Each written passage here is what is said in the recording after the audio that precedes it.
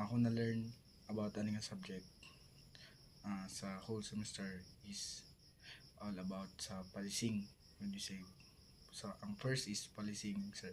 When you say policing, na siya ang controlling, monitoring, and tracking. Then ang na-learn ko na ako ang criminal justice, policing and comparative policing. Then na-learn ko na ako ang characteristic sa sa isa ka pulis. Na-learn ako siya nga dapat ingani day ang isa ka pulis, dapat dilingan niya una ko na-learn.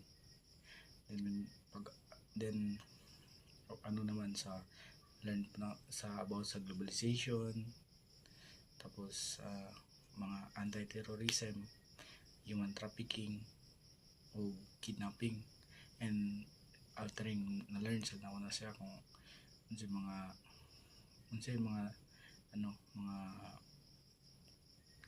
dapat buhaton if ma-encounter na. Tapos ang policing model sa every country. Na-learn ako siya. Na-learn po na ako kung decentralized or centralized ba ang policing system ani nga country. Tapos kanang ma-differentiate na to ang policing system sa isa ka country, sa atong country which is ang Philippines. Muna siya na-learn siya na siya, sir. Then kung unsa nila pagpamalakad ang policing system sa ilang country ba, kung giunsa nila pagkontrol, kung ginaunsa nila paggamit ang ilang mga pulis. Tapos kung unsa gina-value sa mga tao ang police presence and mga ginabuhat sa police as police.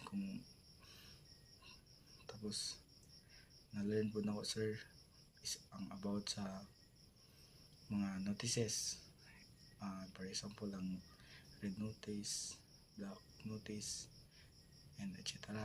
Muna siya, sir, na-learn na ko na siya sa Interpol. Mga na-learn is all about sa types of police sa atong country, ay dili lang sa atong country, sa all around the world. Kung unsa siya klase nga police unsa siya na to be additional na, sir, nga na-learn ako, sir.